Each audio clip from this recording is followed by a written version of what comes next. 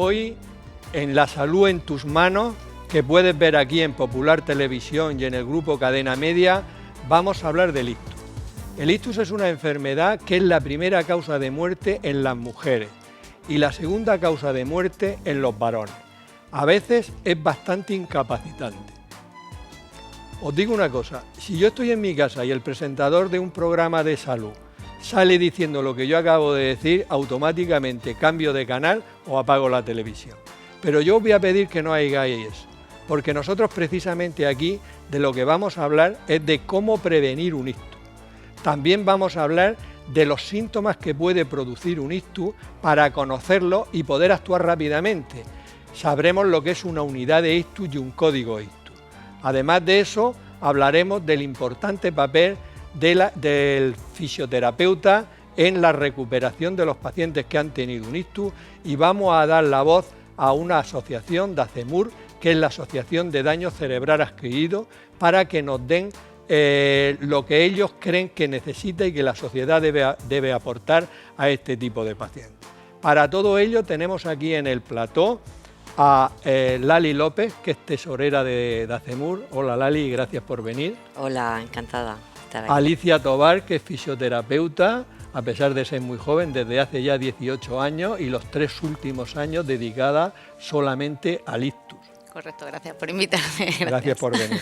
Ángeles Velasco es doctora de atención primaria y realmente persona muy importante a la hora, como veremos más adelante, en el tema de prevención de ictus. Muchas gracias por venir. Gracias Ángeles. a ti por invitarme, Juan. Y Bernardo Escribano es neurólogo en el Hospital Virgen de la Risaca y realmente un experto en ictus porque pertenece a la unidad de ictus de este hospital. Muchas gracias Bernardo, Juan, por venir.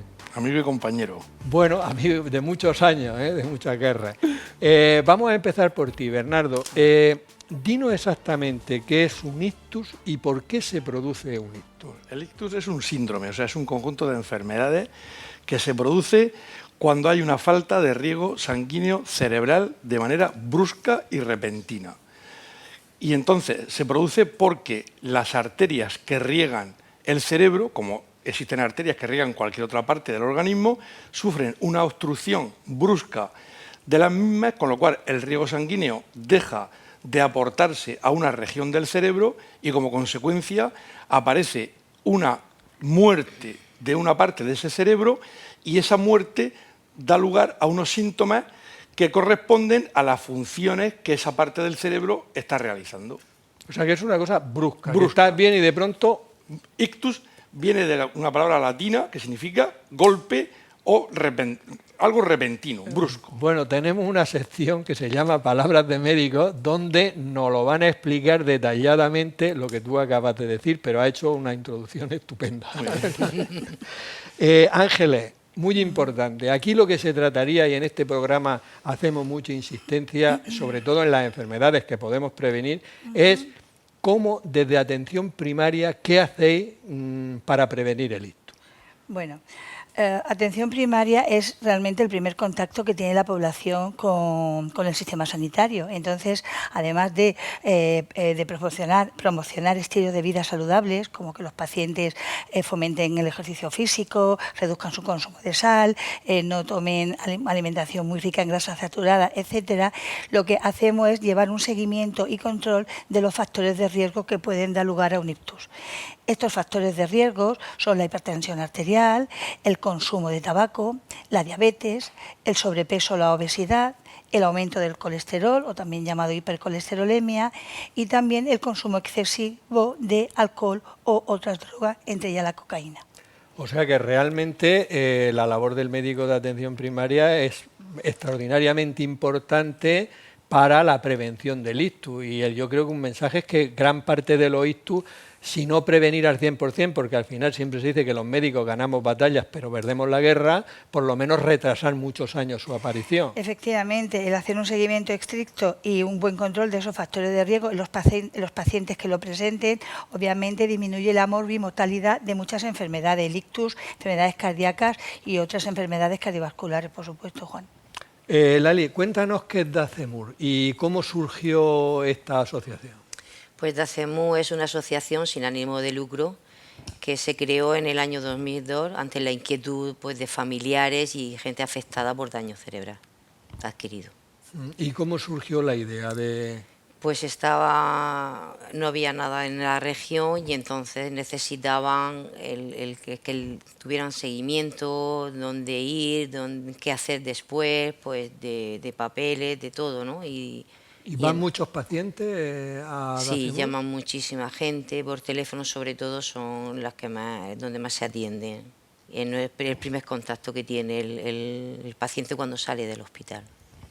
Alicia, a lo mejor mucha gente que no ha tenido un ictus pues no sabe el papel tan importante que desarrolláis los fisioterapeutas. ¿Esto va englobado dentro de un conjunto de personas que tratan los ictus? Porque tú los 3 últimos años te dedicas solo a la rehabilitación de pacientes con ictus, ¿no es así? Sí, exactamente, es así. Sí, nosotros trabajamos dentro de un equipo que lo conforman distintos profesionales, en el cual el fisioterapeuta va a tener una labor muy importante en el caso en el que el daño, como ha comentado el doctor, sea un daño motor, tenga un déficit motor. En esos casos entendemos déficit motor pues, como una alteración de aquellos movimientos o aquellas habilidades motrices que el paciente realizaba de forma automática antes y que sin embargo ahora pues como consecuencia del daño han quedado mermadas. El fisioterapeuta, por lo tanto, va a realizar una estimulación sensitiva, una estimulación motora y una recuperación funcional para intentar volver a recuperar dentro de lo posible esas capacidades funcionales que estaban perdidas. Capacidades tales pues, como a lo mejor los giros en la cama, el ponerse de pie, el poder caminar, subir y bajar escaleras, ¿no? Pues para que el paciente consiga de esta manera la máxima independencia, la máxima autonomía y, pues en fin, mejorar su calidad de vida. Sí, después veremos cuándo es conveniente empezar la fisioterapia, qué tipo, etcétera, etcétera. Hay una cosa, Ángeles, que insisto que atención primaria tiene que jugar un papel muy importante en la prevención del ictus. Con frecuencia, hoy en día, como se hacen muchas exploraciones, pues a veces, por otros motivos, pues se hace una exploración y se hace una ecografía de cuello y ya que están en el cuello le miran las carótidas. Y entonces resulta, para que la gente no entienda, las carótidas son las arterias que llevan la sangre al cerebro.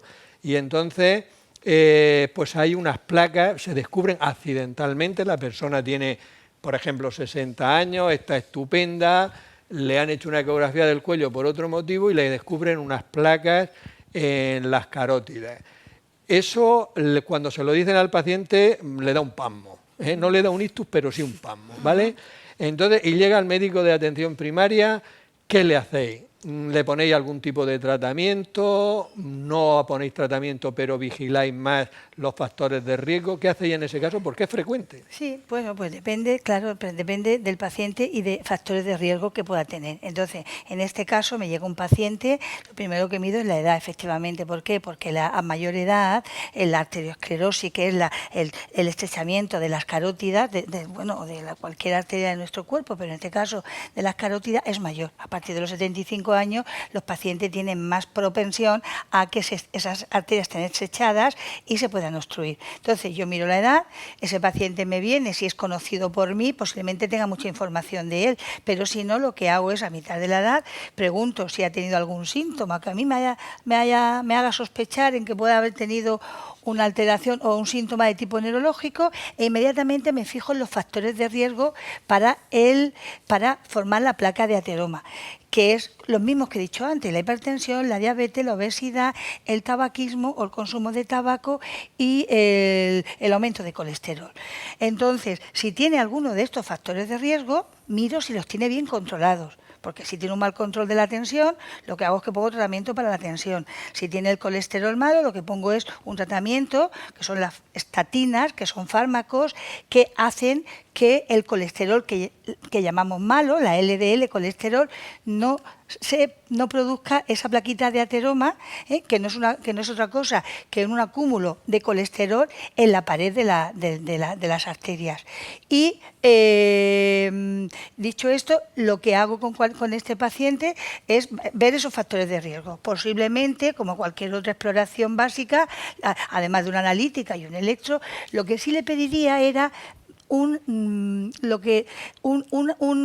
maniobra que sirve para ver por dentro la permeabilidad de esa arteria. Es lo que llamamos el Doppler carotidio, vale, que lo que hace es ver ¿Qué placa es? ¿Cómo es el grosor de la pared? ¿Cómo es la plaquita de ateroma? ¿Cuántas plaquitas tiene? ¿Y qué estrechez pueda tener? Porque dependiendo también de eso, se puede instaurar un tratamiento, que son los antiagregantes plaquetarios, la famosa aspirinita, que es lo que hace es que disuelve o impide la formación del trombo. O sea que con lo cual, depende del paciente, individualizo el tratamiento. Individualizar siempre el tratamiento. Hablando de la prevención, yo una vez leí un artículo que lo he comentado en algunos sitios y tal, y me dejó realmente muy preocupado. Eran niños, fijaros en la historia, eran niños de 13 años, que estaban gorditos y tenían los triglicéridos elevados. Bueno, pues le hicieron ecodoppler de carótides y resulta que estos niños de 13 años tenían las carótides como las personas de 45 años. O sea, eso es un problemón, porque cuando ese niño tenga 60 es como si tuviera 90.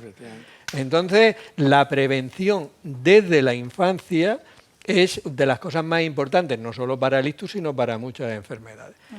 Por eso vamos a dar entrada en la sección de consejos saludables a lo que sería un buen desayuno desde la infancia y para todas las personas, que nos ayudaría desde luego, entre otras cosas, a poder prevenir un ictus.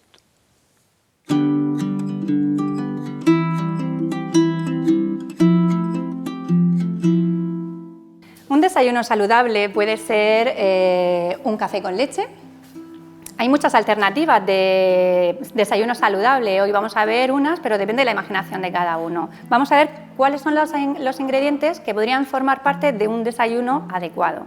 Por ejemplo, un café recién hecho y un poquito de leche, ¿vale? Lo mezclamos y tendríamos un café con leche que se puede tomar sin problema y obtendríamos la cafeína del café, que nos puede servir para estar más alerta por la mañana, tener mayor concentración y demás, y la leche, que es un alimento muy nutritivo. Y además del café con leche, pues podríamos tener un cereal, deberíamos de introducir. ¿Vale? ¿Por qué no?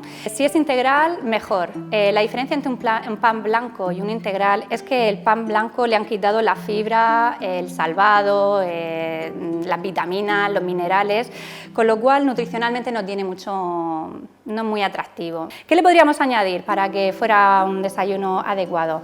Pues aceite. Le podemos echar un chorrito de aceite. El aceite que sea aceite de oliva virgen. El aceite de oliva virgen tiene unas propiedades que no lo tiene si está refinado, mucho más interesante nutricionalmente. Y por qué no añadirle tomate. El tomate tiene muchísimos antioxidantes, tiene muy pocas calorías, sacia. Tendríamos un desayuno muy nutritivo, estaría muy bien. Mucha gente piensa que el zumo es saludable y lo incorporan en su desayuno diario, pero mejor que tomarse un zumo, es mejor tomarse la pieza entera. Mejor, ¿por qué? Porque al hacer un zumo por lo menos voy a gastar unas 2-3 naranjas y le estoy, al exprimirlo, quitando la fibra. Aquí tenemos qué no deberíamos de añadir en un desayuno, pero que mucha gente lo utiliza porque la industria alimentaria, a través de la publicidad, nos lo ha metido en el cerebro a fuerza de escucharlo una y otra vez. Los cereales de desayuno solo son ricos en harinas refinadas y en azúcares. Azúcares como el azúcar del azucarero, de modo que le estamos dando a los niños una carga muy elevada de azúcar. No deberían de formar parte en nuestro desayuno habitual. No es la comida más importante del día, igual que tampoco estamos obligados a hacerla. Pero si hacemos un desayuno libre, digamos, de azúcares añadidos, con alimentos reales, poco procesados, es decir, una verdura, una fruta, pan integral, la leche, entonces, o por ejemplo, aquí no hemos añadido, pero unos frutos secos, estaría genial como un desayuno saludable. Cuanto más imaginación tengamos a la hora de combinar alimentos saludables, menos nos aburriremos y menos rutinarios serán nuestros desayunos, que suelen ser muy rutinarios. Una cosa fundamental, Bernardo, es que los pacientes, no los pacientes, las personas en general sepan cuáles son los síntomas del ictus. Eso es muy importante porque además se han hecho encuestas incluso entre estudiantes de medicina, lógicamente de cursos, de los primeros cursos, y la mayoría de la gente no tiene claro cuáles son los síntomas del ictus. Y esto es muy importante porque si una persona piensa que puede tener un ictus, pues entonces se activan una serie de mecanismos, que ahora hablaremos de ellos, que pueden hacer que esa persona luego no tenga secuelas. Así que explícanos con cierto detalle todos los síntomas por los cuales una persona puede sospechar, ella o los familiares, que tienen un ictus. Bueno, el cerebro tiene multitud de funciones, pero fundamentalmente cuando se produce una obstrucción de una arteria carótida, como ha dicho Ángeles, básicamente se afectan pocas de esas funciones que tiene el cerebro. Fundamentalmente se afecta el lenguaje. Entonces, el paciente que tiene un ictus bruscamente va a dejar de hablar o va a tener un lenguaje alterado, es decir, una alteración del habla, de la pronunciación, que es lo que se llama disartria. Va a tener una parálisis, que suele ser una parálisis de medio cuerpo, y va a tener también una parálisis de la cara. Entonces, fundamentalmente, el paciente va a tener trastorno del lenguaje, parálisis de la cara, que se va a manifestar porque se tuerce la boca bruscamente, y parálisis de un hemicuerpo, es decir, de una extremidad superior y de una extremidad inferior. Esos son los síntomas fundamentales del ictus. También es verdad que puede tener un trastorno visual, pero eso el testigo no se va a dar cuenta, el familiar que está con él no se va a dar cuenta. O puede tener un trastorno sensitivo y tampoco se va a dar cuenta, a no ser que el paciente lo cuente, que ha dejado de ver o que no siente medio cuerpo. Pero si a veces se afecta el lenguaje o el paciente en ese momento pierde un poco la conciencia o se marea o se trastorna, como decimos aquí, pues entonces fundamentalmente es lo que el familiar que está con él puede ver de él. Y entonces o la boca torcida o medio cuerpo paralizado o un trastorno del habla. En Estados Unidos yo he visto en los trenes, en el metro, fotos, dibujos de un paciente que le ha dado un ictus, y se ve un paciente, un dibujo de una persona con la boca torcida y el brazo caído. Y existe un acrónimo que se llama FAST en inglés, que significa rápido. La F viene de face, que es de cara. La A viene de arm, que es brazo. La S viene de speech, que es el lenguaje.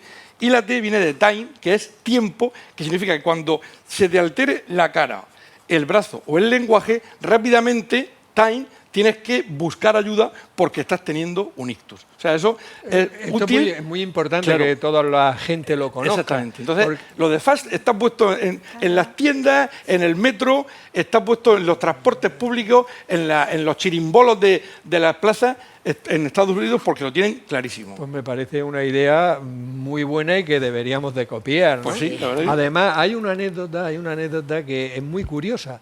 Alfredo Landa, en los premios Goya, le estaban dando un premio, un Goya, y cuando subió al escenario, claro, como él, entre otras facetas, era humorista, pues empezó a hablar que no se le entendía, y él decía, mi mujer, no sé qué, y tal, y la gente se reía porque se creían que estaba haciendo una de sus gracias, ¿no? Y fue un neurólogo de Madrid, en la tele, lo vio en la tele y llamó y le dijo, oiga, háganle caso. Al teatro. Háganle caso, que a ese señor le está dando un ictus. Efectivamente. Y además eso se puede ver en YouTube. O sea que realmente eso es cierto. Ha dicho Bernardo que es fundamental la rapidez. Entonces nosotros tenemos lo que se llama, el sistema sanitario tiene lo que se llama el código ictus. ¿Qué es el código ictus, Ángeles? Bueno, pues no es otra cosa que es un sistema que coordina de forma protocolizada, ¿vale? Todos los dispositivos de atención urgente que pueda necesitar un paciente desde que se sospecha que puede tener un ictus hasta que llega al hospital. Es decir, de manera que independientemente de donde se encuentre ese paciente, en un servicio de urgencia, en un centro de salud, en su casa, entonces se le va a garantizar un traslado lo más rápido posible, se le va a garantizar que se haga una asistencia homogénea y se le va a facilitar el tratamiento que en cada caso, en ese caso individual específico, el paciente necesite. ¿Qué pasa con el código ictus? Que, bueno, tiene dos partes. La primera es una parte extrahospitalaria, que es la coordinación y el protocolo que llevamos en el centro de salud o cuando llega el servicio de urgencia a un domicilio. Y luego tiene la otra parte, que es la parte intrahospitalaria, que es donde ya están todos los dispositivos preparados pues para solucionar esa obstrucción del flujo sanguíneo y, en cualquier caso, proporcionarle el tratamiento fibrinolítico o el que precise para mejorar ese flujo y disminuir sustancialmente la morbimortalidad. Imaginemos que una persona está en su casa y ve que su familiar, su abuelo, se le tuerce la boca y tiene dificultad para hablar. ¿Qué hace esa persona? Pues yo Coge el teléfono y ¿qué llamaría hace? al 112 Al para ¿y qué empezar y dice? decir, mire, tengo un familiar que tiene unos síntomas que creo, por lo que no sé, que puede ser de un ictus. Se le ha torcido la boca, Y no entonces entiendo en lo que el dice 112 y se eso cae. le suena Entonces, algo. el 112, claro, inmediatamente a eso me refiero. el 112 seguramente pone en contacto a los servicios de urgencia para que inmediatamente... ¿Por qué? Porque para activar el código ictus se necesita que esté objetivado por un profesional sanitario. El paciente puede pensar, pero puede ser que luego no tenga el código. Tiene que ser un profesional sanitario que sospeche de un código ictus. Se tiene que dar que desde que empiezan los síntomas hasta se sospecha tiene que haber un periodo menor a 6 horas. Es uno de los requisitos para que se active. También que un paciente entre los 18 y 80 años, aunque pueden ser mayores, con buena calidad de vida, también se activa. Pero lo más importante ahí es tener la sigla FAST, tiempo, ver que puede tener un problema, un deterioro en el habla o una asimetría en la cara, llamar al 112, el 112 llama al servicio de urgencia, el servicio de urgencia si confirma que que puede ser un ictus, se ponen en contacto con el neurólogo del hospital de referencia, que si por los datos que dan están convencidos de que sí podría ser, trasladan al paciente en una ambulancia medicalizada, lo que es una UME, al centro hospitalario, unidad de ictus del hospital de referencia. Eso que ellos lo cuentan perfectamente bien y parece ser que funciona muy bien. ¿Vosotros desde la asociación pensáis que hay algo mejorable en esto o realmente pensáis que funciona? Sí, el código ictus aquí sí que funciona. Realmente funciona y muy bien. Y muy bien. La gente... Nos felicitamos de que sea Podéis así, ¿no? felicitar porque sí, realmente la gente está súper contenta porque la rapidez es inmediata hacia el hospital y el equipo preparado para atender a esa persona. Vamos a avanzar. Una persona ha visto a su familiar que no hablaba bien y tal, y ha llamado al 112, se ha confirmado, ha dicho que parece que un familiar tiene un ictus, han avisado a urgencia, ha ido el de urgencia, lo confirma, en la ambulancia al hospital con unidad de ictus. El médico de urgencia, una vez que va al domicilio o al lugar donde está el paciente y lo explora someramente, pero ya tiene que ser un médico, como ha dicho Ángeles, que le parece que lo que tiene es un ictus, avisa al neurólogo de guardia, que en la región de Murcia si es de las áreas de la Risaca al neurólogo de guardia de la Risaca, o si es del área de Cartagena al neurólogo de guardia de Cartagena.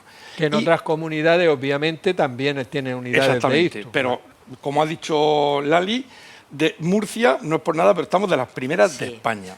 Primero, por el tiempo que lo llevamos ya, hace ya más de 10 años. Segundo, porque tenemos una comunidad que no es muy extensa, donde la distancia más larga a Murcia es Yecla y ahora con la autovía está cerca. Tercero, porque es una comunidad llana, que no tiene grandes montañas ni grandes dificultades de transporte. Entonces, el neurólogo de guardia le hace una pequeña encuesta al médico de urgencia, porque hay ictus que, por ejemplo, si el paciente que tiene un ictus tiene una demencia avanzada, ya no es cuestión de tratar ese código ictus. Entonces, dependiendo de esa conversación entre el médico de urgencia y el neurólogo, se decide si el enfermo va a su hospital, porque todo ictus hay que verlo en su hospital, para el tratamiento general. Pero también tiene que decidir el neurólogo de guardia si el ictus es tributario de tratamiento agudo. El tratamiento agudo del ictus lo tenemos 15 o 20 años, en Estados Unidos 20 años, en Europa 15, que es intentar disolver el trombo que ha producido el ictus, que se puede hacer de manera intravenosa o de manera intraarterial. El problema fundamental es que cuando un paciente tiene un ictus no sabemos si es por falta de riego o es una hemorragia, con lo cual hay que hacerle primero un escáner. Entonces, claro, si no, se podría hacer ese tratamiento trombolítico de disolver el trombo, se podría hacer in situ y algún día probablemente si las ambulancias estuviesen dotadas de un método de TAC o de escáner urgente y fiable, quizá algún día lo tengamos. Pero eso donde se ha intentado tampoco es muy... No avanza mucho.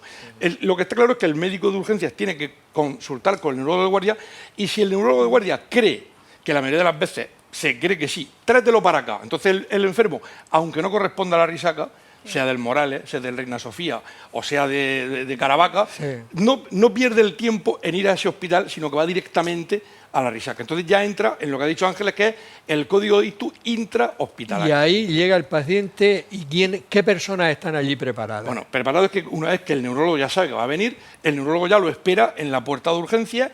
Entonces lo primero que hace es confirmar que la clínica que tiene el paciente es un déficit neurológico que puede ser un ictus. En ese momento le saca sangre y lo lleva directamente al escáner. Y en cuanto confirma en el TAC que no tiene una hemorragia y que es un ictus isquémico, es decir, que es debido a falta de riego sanguíneo, y la analítica urgente demuestra que no tiene ninguna contraindicación, como por ejemplo que no tuviera plaquetas, que podría ser un ejemplo que impediría poder dar un trombolítico, ya se le pasa directamente el trombolítico. El trombolítico es una sustancia que se pone en la vena y que disuelve el trombo. Exactamente. Vale. Lo que ocurre es que, como en todo, hay trombos pequeños y trombos grandes. Cuando el trombolítico no es capaz de disolver el trombo en unos 30 minutos, mientras el neurólogo empieza a perfundir el trombolítico, avisa al neuroradiólogo de guardia de que esté preparado. Y si en 30 minutos el enfermo no ha empezado a mejorar, entonces el neuroradiólogo le hace una arteriografía para comprobar que el trombo que tiene es demasiado grande para ser disuelto por el trombolítico. Entonces lo extrae mecánicamente a través de la arteria femoral. Y eso es lo que es una trombectomía. Madre mía, lo que conocía más o menos el sistema porque yo trabajo en ese hospital, pero realmente implica una coordinación. Esto es la cadena, que como decimos siempre, la cadena tiene que funcionar perfectamente. Perfecto. Desde el paciente, que tiene que saber cada vez más, sus familiares, lo que es un ictus, hasta el último eslabón, hasta el mismo celador, que ya lo sabe también y que rápidamente, en cuanto el paciente llega y dicen que es un código ictus, rápidamente con la camilla al escáner, hasta el radiólogo que va hacia el escáner, porque el tiempo es cerebro, eso es lo que hemos dicho antes. El tiempo es cerebro. El tiempo es cerebro, y entonces cada minuto de memoria creo que se destruyen 200.000 neuronas, y nada más que tenemos 100, lo apunto aquí, 100.000 millones de neuronas, y cada minuto se destruyen 200.000. O sea que cuanto antes disolvamos el trombo o lo extraigamos, el paciente puede recuperar muchísimo antes. Has hablado de... Sí, que quería puntualizar, de ahí la importancia del tiempo. Porque para que se active ese código hay un tiempo determinado, que son menos de 6 horas, o si es el código que llamamos, el ictus del despertar, es decir, el paciente se levanta y el familiar pues no sabe, ¿no? Se piensa que como lo máximo, bueno, la media de horas de sueño son 8, entonces está el ictus del despertar, que es un mínimo de 8 horas. O sea que 6 horas para la mayoría de los casos, si es que te despierta con un problema ya que se sospeche, tiene hasta 8 horas para activar. De ahí la importancia que ante los síntomas de alarma, como ha dicho Bernardo, la simetría facial, la pérdida de fuerza, el habla, ¿vale?, que son los 3 más importantes, aunque hay muchos más, como él ha comentado, que el familiar no dude en avisar a un médico, porque ¿qué puede ocurrir? ¿Que no sea el código ictus? Pues no pasa nada, se va a su casa o a su hospital de referencia. Pero es que si es un código ictus, se beneficia sustancialmente de un tratamiento rápido, de que ese flujo sanguíneo vaya rápidamente al cerebro y esa área dañada que ha dicho Bernardo se regenere rápidamente, con lo cual las secuelas son menos. Claro. Ahora, en una sección que tenemos de pruebas médicas, vamos a hablar sobre la resonancia cerebral.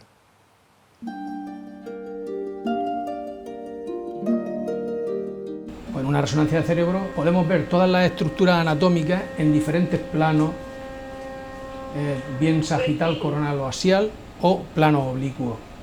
Y podremos identificar lesiones mínimas que no podríamos ver con otro tipo de técnica. Aquí podemos tener lesiones de esclerosis múltiple, podemos tener lesiones de tumores o podemos tener lesiones de tumores benignos hipofisarios que con otra técnica no veríamos. o los veríamos mal. Pues está indicada siempre que el clínico tenga cierta duda en el diagnóstico de cualquier paciente. Una resonancia de cerebro de una persona joven, en la que vemos que todas las estructuras están conservando su posición. Tenemos el cerebelo, tenemos el encéfalo con sus lóbulos y tenemos la hipófisis. Siempre se puede hacer en todo, solo casos de claustrofobia o que lleven algún marcapaso, que ahora ya los marcapasos son compatibles, se pueden desactivar y se pueden meter, o cualquier tipo de prótesis que pueda interferir el funcionamiento normal de la persona. En un 80% las resonancias cerebrales se hacen con contraste, pues con una inyección intravenosa de un contraste que se llama gadolíneo, y que nos sirve para ver en tumores, para ver que se realza el tumor en cierto tipo de secuencias, o en otro tipo de lesiones como la esclerosis múltiple, en ver si las placas desmielinizantes de la esclerosis múltiple están activas o no. Esto sería una angiografía del cerebro, vemos todos los vasos cerebrales, y veríamos si, lo que hemos comentado antes, si hubiera tenido una migraña y tuviera alguna aneurisma, podríamos ver si hay alguna aneurisma en los vasos principales. Vemos la circulación cerebral en diferentes planos, ¿vale? La resonancia abierta es una resonancia de más bajo campo, que la definición es menor, pero que también puede ayudar al diagnóstico. Una resonancia es parecida, es un túnel parecido, un poco más amplio, pero en el que también tenemos que colocar una cosa que se llama bobina de recepción para dar la llegada de la señal al aparato, para que el aparato pueda transcribirlo en la matriz y pueda transcribirlo en imagen.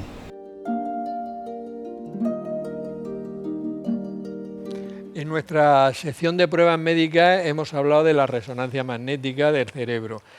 Tú has insistido, Bernardo, en que cuando el paciente llega al hospital se le hace un TAC. Mi pregunta es, ¿por qué un TAC y no una resonancia? Bien, bueno, en principio cuando se creó el código ictus se pensó que lo mejor, lo más útil podría ser una resonancia urgente. La resonancia tiene problemas. Uno, el tiempo. Una resonancia tarda 30-40 minutos en sacar las imágenes, cosa que ya sabemos que eso perjudica mucho al paciente que necesita un tratamiento urgente. Luego, llevar cualquier cosa metálica en el organismo impide poder hacer una resonancia magnética. Muchas veces el paciente que tiene un ictus no puede hablar y que a lo mejor tiene una prótesis o tiene un marcapasos o tiene algo metálico dentro del cuerpo. Entonces, eso dificulta que la resonancia sea operativa en el ictus. Y luego, nosotros, cuando se hace un TAC urgente al paciente con un código ictus, se le hacen 3 TAC en uno. Se hace un TAC simple que demuestra, o sea, que no es otra cosa que no sea un ictus, un tumor, una hemorragia, un acceso. Segundo, un angiotac que ve cuál es el vaso que está obstruido. Y tercero, un TAC de perfusión que nos dice qué parte del tejido está ya muerta y qué parte del tejido está salvable cuando nosotros hagamos ese tratamiento trombolítico o bien con fármaco intravenoso o con trombectomía. Eso tarda unos 15 minutos o menos. Es decir, que en menos de 15 minutos el neurólogo y el neuroradiólogo saben si es un ictus, cuál es el vaso obstruido y qué cantidad, qué proporción de cerebro es salvable si tratamos urgentemente al paciente. Entonces, eso es lo que ha hecho a nivel nacional e internacional que sea el TAC urgente, lo que se llama el multitac, porque son 3 TAC en uno, los que se hagan en un periodo muy corto. Estoy aprendiendo un montón, no sé si ahora dedicarme a la neurología.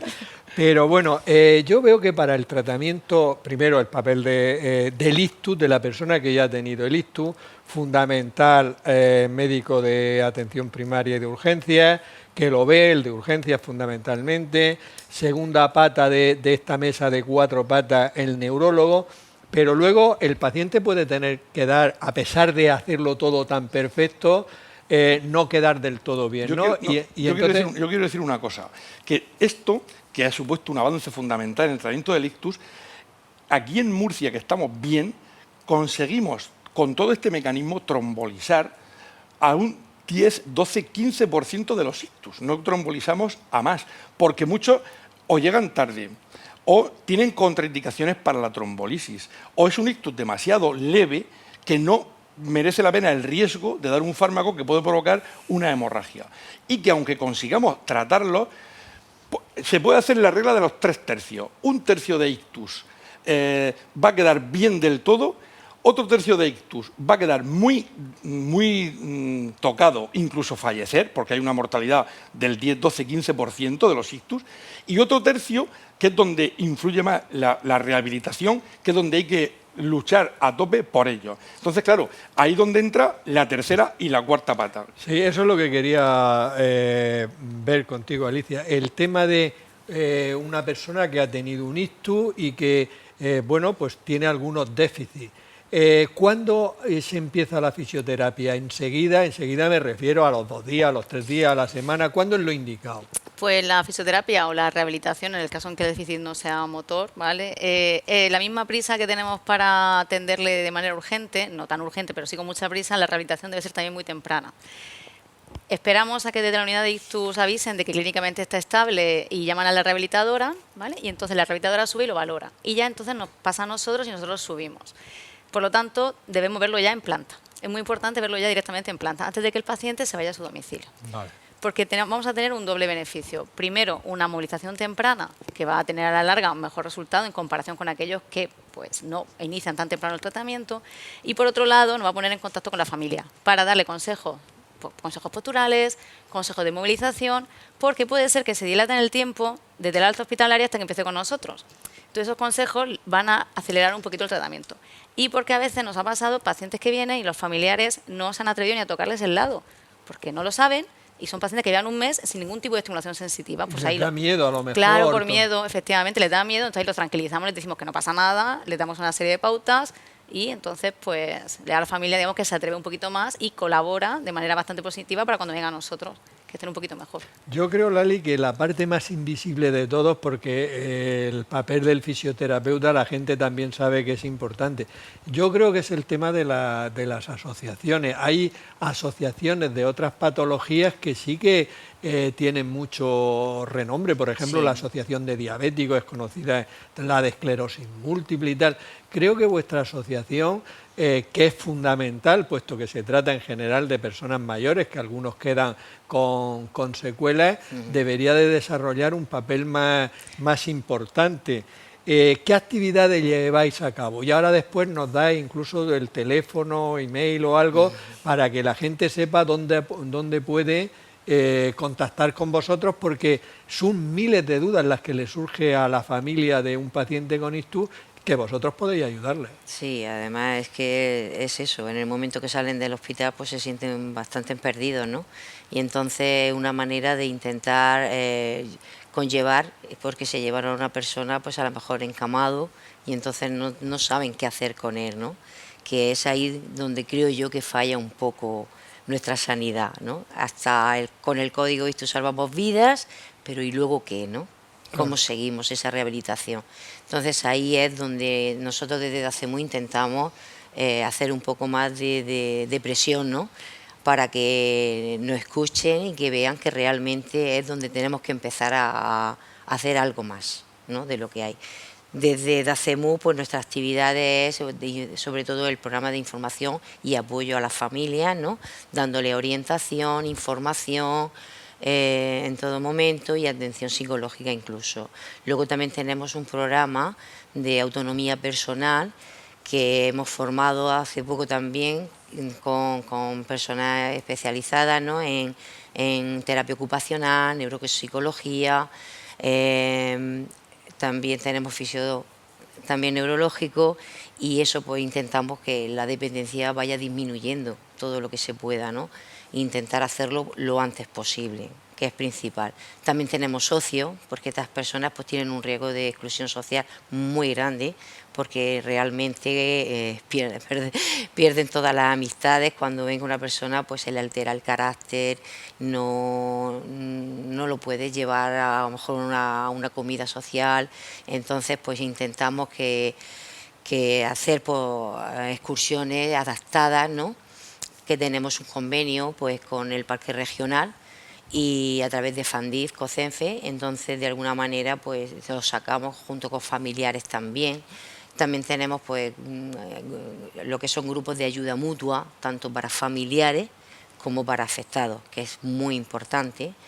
Y también pues talleres lúdicos e informativos de cómo tratar a esa persona, cómo tratarlos también al familiar a ellos, porque no nos olvidemos también del papel del familiar, ¿no?, que es bastante importante.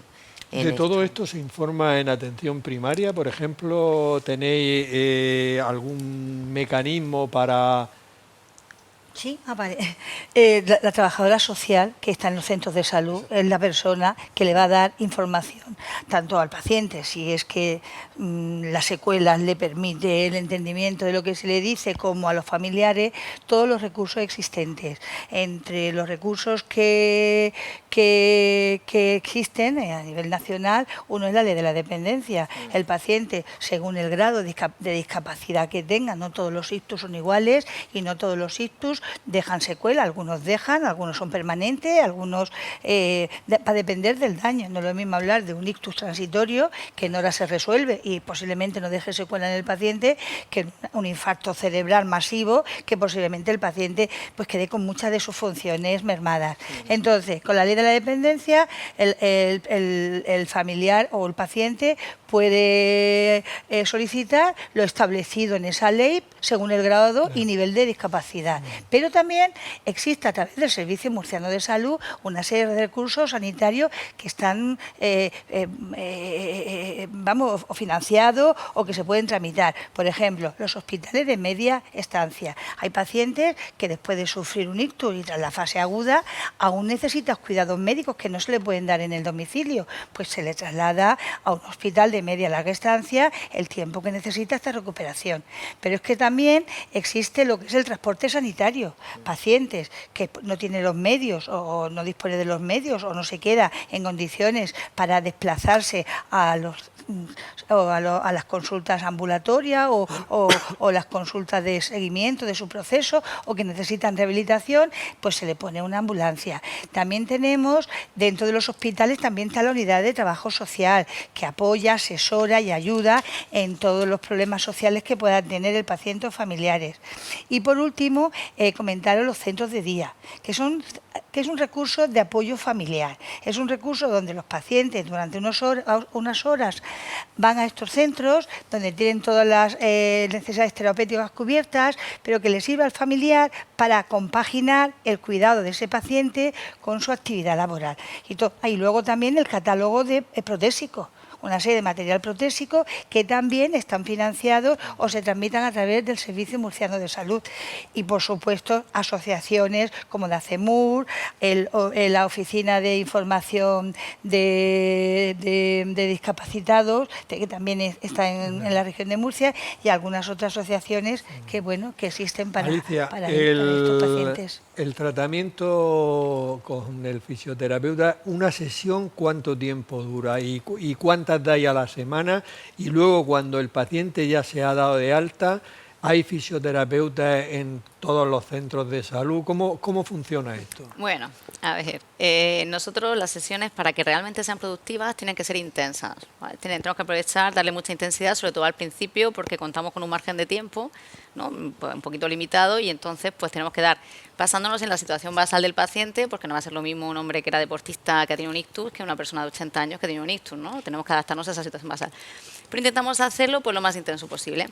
Además, como estamos varios profesionales, suelen combinar fisioterapia con terapia ocupacional, fisioterapia muchas veces con logopedia, y entonces pues, en cuanto al tiempo, 45 minutos, una hora mínimo, es lo que necesitamos por paciente para poder sacarles algo de partido en el sentido de funcionalidad.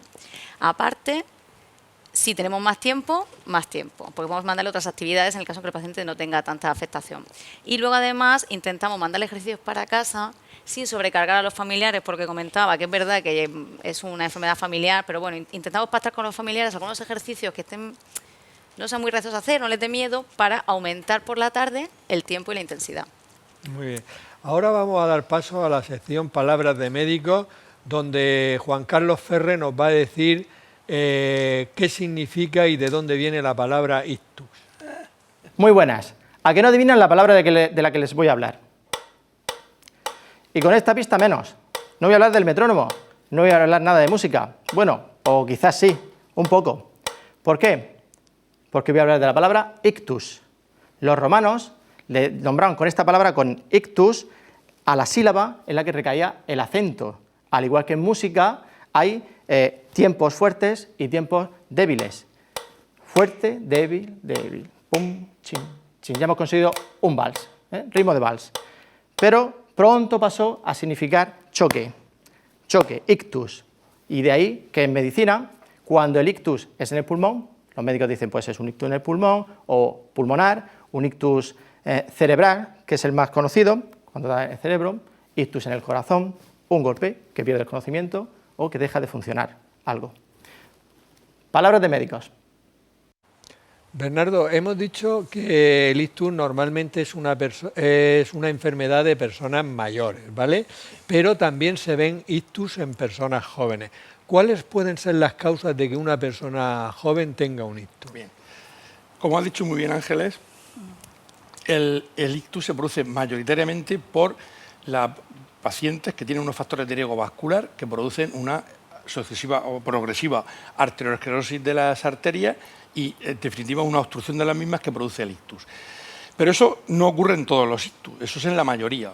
Hay factores genéticos que no conocemos aún, puesto que son multigenéticos y que sabemos que producen ictus. Muchas veces vemos que un ictus en un paciente con pocos factores de riesgo nos cuenta que su madre tuvo un ictus, o su padre, o un hermano, y hay unos antecedentes hereditarios. Es verdad que también son en personas mayores, pero pueden ser también en jóvenes.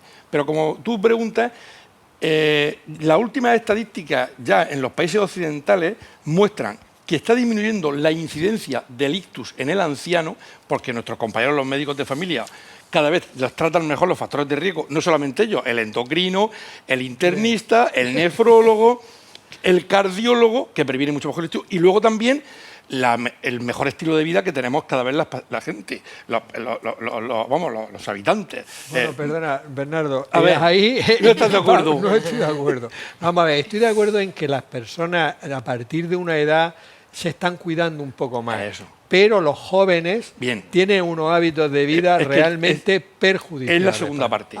Está disminuyendo la incidencia del ictus en personas mayores, podemos decir en personas por encima de los 70, 75, 80 años. La incidencia, esto está ya demostrado estadísticamente. Y en cambio está aumentando la incidencia de ictus por debajo de los 50 años. Malos hábitos. Y son los malos hábitos. Y ahí tenemos algunas cardiopatías que no se diagnostican en la juventud y que puede ser que se diagnostiquen primeramente porque el paciente tiene un ictus. Y esas algunas de ellas aparece el ictus en relación con ejercicio físico extenuante. A veces arritmias, malformaciones cardíacas, disecciones arteriales, gente que tiene arterias de mala calidad y puede entrar en una disección que provoca el ictus y hasta entonces el paciente no sabía que la tenía. Eso sería como si dijéramos enfermedad de su parte. Y luego está la enfermedad de fuera, que es el tabaquismo y la droga sobre todo. Es decir, todos los años vemos bastantes ictus en gente joven, los lunes o los domingos, consecuencia de los famosos fines de semana. Por la cocaína. Exactamente, fundamentalmente por la cocaína. Marihuana también. Claro, es que la marihuana, que muchos piensan que no, también, sobre todo la cocaína.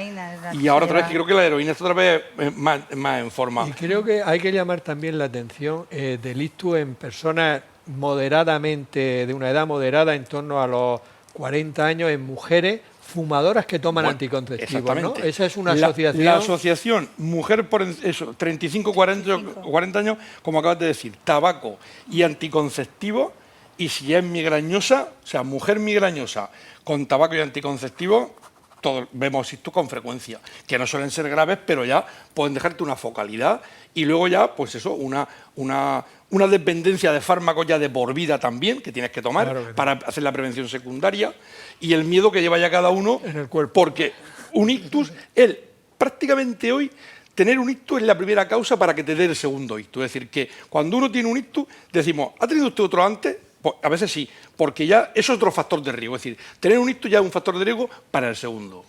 Lali, ¿cómo financiáis? Porque todo esto que vosotros estáis haciendo, y muy bien, aunque desde luego queda mucho por hacer, ¿de dónde sacáis el dinero? Bueno, pues la financiación pública que tenemos mayormente es con la Concejalía de Familia y Asuntos Sociales.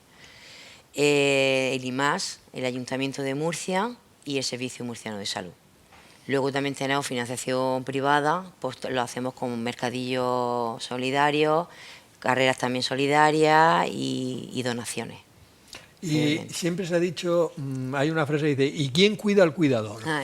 ¿Quién cuida a los familiares que cuidan a la persona que ha tenido el hijo? Sí, ese es el lobo que está ahí detrás, ¿no? ¿Quién cuida al cuidador? ¿Eso es cómo muy lo tenéis difícil, solucionado? bueno, pero desde la asociación sí que es verdad que estamos muy pendientes del familiar, ¿no? Del cuidador en sí, porque realmente lo que es cuidar a una persona dependiente pues crea un estrés muy grande.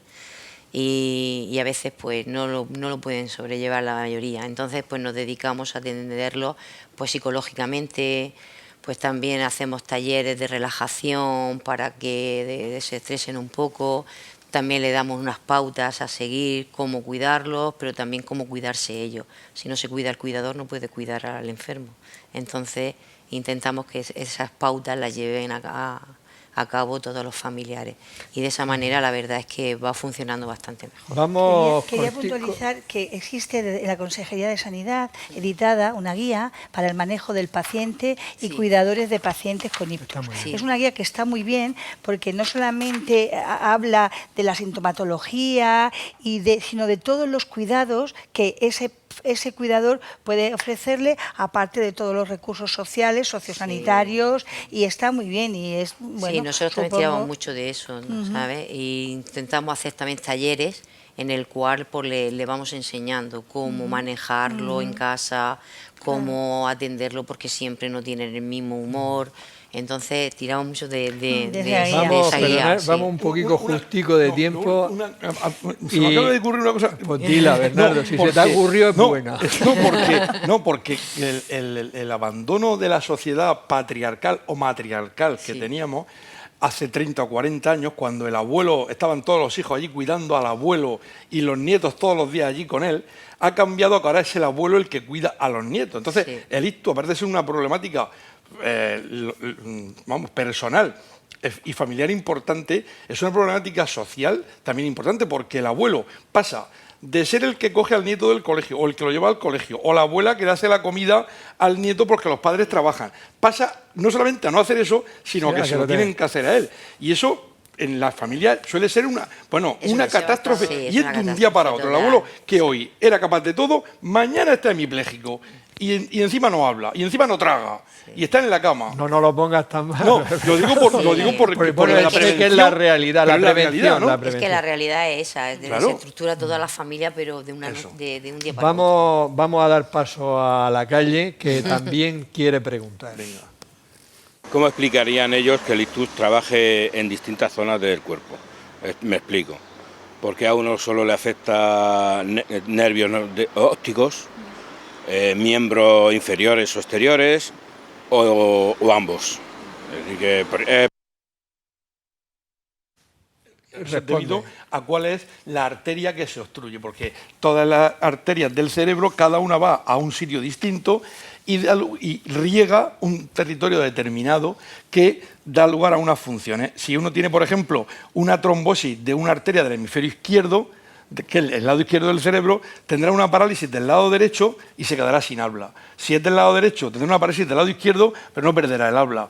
Si es de la parte posterior del cerebro, puede perder la visión, puede perder la conciencia y quedar en coma. Es decir, que la diferente sintomatología depende de las diferentes arterias. Otra pregunta. Mi pregunta va sobre si el ejercicio físico de alta intensidad puede provocar un ictus, o si tiene más riesgo de padecerlo si realiza ejercicio de alta intensidad. A ver, no es una pregunta fácil. No es fácil. El ejercicio físico moderado sabemos que está recomendado siempre, pero el ejercicio físico extenuante en pacientes que previamente no tienen, por lo menos, hecho un estudio clínico básico, como puede ser una exploración física y un electrocardiograma, puede que manifieste el ejercicio físico extenuante un ictus debido, como comenté antes, a que el paciente tenga sobre todo una cardiopatía congénita asintomática que puede aparecer durante el ejercicio extenuante. O, por ejemplo, no hemos comentado nada de un tipo de ictus que es la hemorragia subaracnoidea, que es un ictus muy grave debido a la rotura de un aneurisma cerebral, y se sabe que el ejercicio extenuante favorecido por la hipertensión arterial puede provocar la rotura de un aneurisma. Me parece bien la puntualización, pero que eso hace siempre ejercicio muy intenso, ejercicio extenuante, porque si no la gente se agarra un clavo ardiente y dice, con lo que han dicho no me muevo. No, exactamente, no. El ejercicio hay que hacer. Alicia, una pregunta que creo interesante. Una persona está en su casa, tiene un déficit motor, tiene una hemiplegia, por ejemplo. ¿Cuánto tiempo hay que continuar la rehabilitación? ¿Hasta cuánto tiempo la rehabilitación es efectiva? Bueno, el paciente, cuando el equipo se reúne para diseñar el tratamiento que va a llevar, ¿no? Nosotros trabajamos por objetivos que nos planteamos a corto o largo plazo para conseguir con este paciente. Entonces, generalmente cuando esos objetivos que nos hemos planteado ya se van consiguiendo y clínicamente ya el paciente va siendo estable, la doctora, generalmente las rehabilitadoras, le dan el alta lo que es en fisioterapia en el punto de vista motor, en el punto de logopedia. Claro. En el caso de que haya afectado, en el caso de fisioterapia, que es el que más conozco yo, ¿no? Entonces, una vez que el paciente ya ha terminado, pues se le dan esos objetivos. ¿Cuánto puede ser? Puede pasar a los 6 meses, puede pasar a los 9 meses, al año. Todo depende un poquito de los objetivos. Si poquito a poco vamos teniendo objetivos, nosotros seguimos. Si hay un momento que se estabiliza durante efectivamente, un periodo, entonces ya se decide la no doctora. No paran de decirme que estamos casi fuera de tiempo. Bernardo, muy rápidamente, muy rápidamente, pero el AIT, el accidente isquémico transitorio, danos 3 pinceladas. El ataque isquémico transitorio es exactamente igual que un ictus, pero que desaparece en alrededor de 1 hora. Antes se decía que hasta 24 horas, pero alrededor de 1 hora. El peligro del AIT, que el paciente que sufre un AIT, como se le ha pasado, no consulta al médico. Error. Porque, aunque no sea una urgencia médica al pasarse, puesto que ya no hay que salvar tejido, porque significa que ese pequeño trombo se ha disuelto por sí mismo, y entonces no hay una lesión establecida en el cerebro, pero significa que es la llamada a un ictus posterior. De tal manera que quiero recordar así de memoria que hasta un 15% de la AIT en las primeras 2 a 4 semanas dan lugar a un ictus. Luego el paciente que tenga una AIT tiene que llamar exactamente igual al 112, aunque se le pasen los síntomas que el que ha tenido un ictus. Entonces, no va a ser un código ictus, pero va a tener que ir al hospital a una valoración. Vale, ese mensaje es fundamental. Exactamente. Bueno, como estamos en los 5 últimos minutos, yo os voy a permitir que digáis lo que queráis más importante. Lo que vosotros penséis que no hemos dejado, porque realmente no nos ha dado tiempo a todo. Ya. Bueno, pues empiezo yo con la prevención. Para mí lo más importante son las medidas preventivas. El buen control de la hipertensión, el dejar de fumar, porque triplica las posibilidades de un ictus, el llevar un buen control de su diabetes, el hacer ejercicio para evitar el sobrepeso y la obesidad. Todo esto va a contribuir a que esos factores de riesgo estén controlados y retrasen o incluso impidan la aparición de un ictus. De ahí la importancia de que los pacientes acudan a sus controles, a sus revisiones, tengan adherencia a los tratamientos, aunque los controles sean buenos, después de los mismos, porque eso le va a garantizar pues que una enfermedad o un síndrome, como decía Bernardo, que puede hacer tanto daño al cerebro, pues se pueda evitar. Muy bien. Lali.